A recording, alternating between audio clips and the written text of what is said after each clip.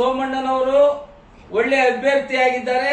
ವರುಣ ವಿಧಾನಸಭೆಯಲ್ಲಿ ಗೆಲ್ತಾರೆ. ನಾನು ಭಾರತೀಯ ಜನತಾ ಪಕ್ಷದ ಒಬ್ಬ ನಿಷ್ಠಾವಂತ ಕಾರ್ಯಕರ್ತನಾಗಿದ್ದೇನೆ.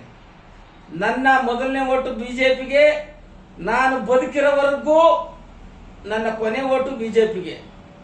ಭಾರತೀಯ ಜನತಾ ಪಕ್ಷದ ಶಾಲನ್ನೇ ಒದಿಸ್ಕೊಂಡು ಸಾಯ್ತೀನಿ ವಿನಃ ನನ್ನ ಕತ್ತು ಸೀಳಿದ್ರೂ ಕೂಡ ನಾನು ಇನ್ನೊಂದು ಪಕ್ಷಕ್ಕೆ ಹೋಗುವಂತ ಯೋಚನೆಯನ್ನು ಕೂಡ ಮಾಡಲ್ಲ.